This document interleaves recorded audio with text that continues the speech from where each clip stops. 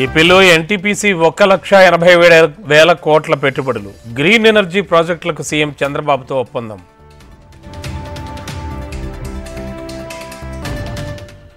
గాంధీ భవన్లో కాంగ్రెస్ విస్తృత స్థాయి సమావేశం. 11 నెలల పాలన, అభివృద్ధి పథకాలను జనాల్లోకి తీసుకెళ్లాలని నిర్ణయం.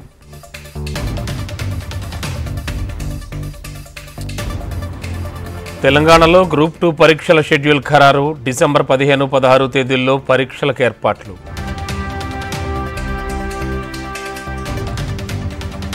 లగచర్ల దాడి ఘటనలో రిమాండ్పై నరేందర్ రెడ్డి క్వాష్ పిటిషన్. ఆయన రెచ్చగొట్టడంతోనే ప్రజలు దాడి చేశారని ప్రభుత్వ న్యాయవాది వాదన.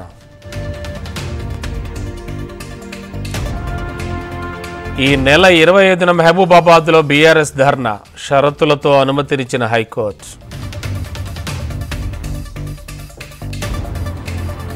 ఈ నెల 29న తెలంగాణలో దీక్షా దివస్. కరీంనగర్ శిబిరంలో పాల్గొననున్న సిరిసిల్ల ఎమ్మెల్యే కేటీఆర్.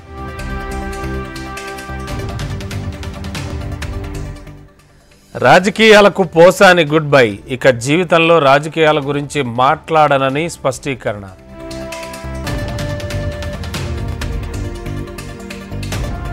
రైతులకు ఇచ్చిన మాట నిలబెట్టుకున్నాం. విద్యా, వైద్య రంగానికి పెద్దపీట వేశామన్న మంత్రి శ్రీధర్ బాబు.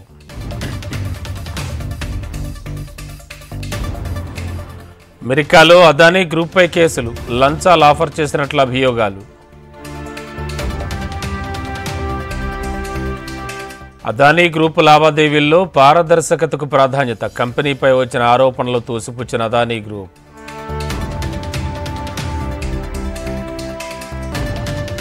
అదానీకో న్యాయం, ఆడబిడ్డకో న్యాయమా? జైలు నుంచి బయటకు వచ్చాక తొలి ట్వీట్తో ఎమ్మెల్సీ కవిత ఆవేదన.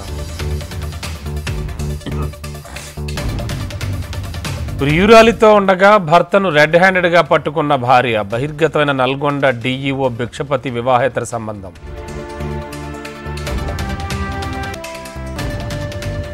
మంచిర్యాల జిల్లాలో సూపర్ స్పెషాలిటీ హాస్పిటల్కు భూమి పూజ. 300 కోట్లతో 650 పడకల సూపర్ స్పెషాలిటీ హాస్పిటల్.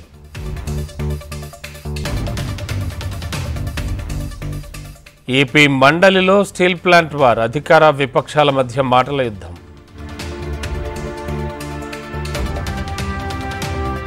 మంత్రులకు సీఎం చంద్రబాబు హితబోధ. శాఖాపరమైన అంశాలపై పట్టు సాధించాలని దిశానిర్దేశం.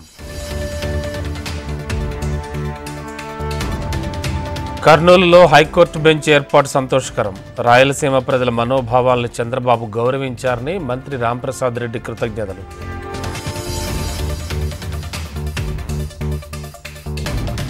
తిరుమలలో నిబంధనలు పాటించని భవన నిర్మాణాలపై చర్యలు. దేవస్థానం సూచించిన పేర్లనే పెట్టాలని ఈవో శ్యామలరావు ఆదేశాలు.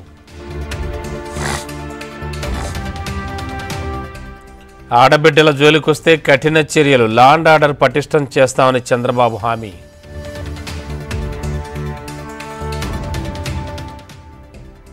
నదులు కనుమరుగైతే మనిషి మనుగడే ప్రశ్నార్థకం. మూసి ప్రక్షాళన ప్రభుత్వ సంకల్పమన్న సీఎం రేవంత్ రెడ్డి.